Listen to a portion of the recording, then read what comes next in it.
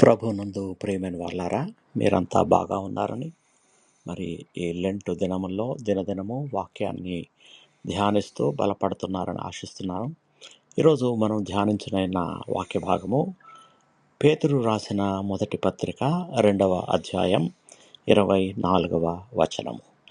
మనము పాపముల విషయమై చనిపోయి నీతి విషయమై జీవించినట్లు ఆయన తానే తన శరీరమందు మన పాపములను మ్రాను మీద మోసికొనెను.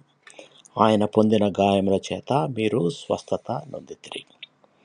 ఈ వాక్యం ప్రభు అయిన యేసుక్రీస్తు మన కొరకు చేసిన గొప్ప త్యాగాన్ని మనకు గుర్తు చేస్తుంది. మన పాపాల కారణంగా మనం శిక్ష పొందాలి, కానీ యేసుక్రీస్తు మన పాపాలన్నిటినీ తన మీద వేసుకొని శిలువ మీద మరణించాడు. యేసు పొందిన గాయాలు మనకు క్షమ, స్వస్థత మరియు కొత్త జీవితాన్ని ఇచ్చాయి. ఆయన శిలువ త్యాగం మనకు ఒక పిలుపు కూడా ఇస్తుంది. పాపానికి చనిపోయి నీతిలో జీవించాలి. లెంటు కాలంలో ఈ వాక్యం మనకు 3 విషయాలు నేర్పుతుంది. మన పాపాలను ఒప్పుకొని పశ్చాత్తాపపడాలి, యేసు చేసిన త్యాగాన్ని కృతజ్ఞతతో గుర్తుంచుకోవాలి, దేవుని చిత్త ప్రకారం నీతిగా జీవించాలి. యేసు గాయాలు మనకు కేవలం శారీరకమైన స్వస్థత మాత్రమే కాదు, ఆత్మీయ స్వస్థత మరియు ఒక నూతన జీవితాన్ని ప్రసాదిస్తాయి.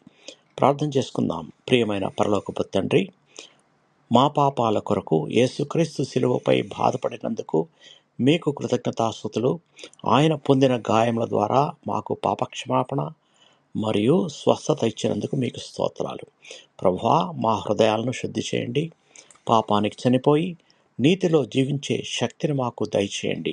ప్రతిరోజు నీ చిత్త ప్రకారం నడిచేలా మమ్మల్ని నడిపించమని మా ప్రభువు మీ ప్రియకుమారుడైన యేసుక్రీస్తు ప్రశస్తమైన నామంలో ప్రార్థించి వేడుకొనుచున్నాము తండ్రి, ఆమెన్.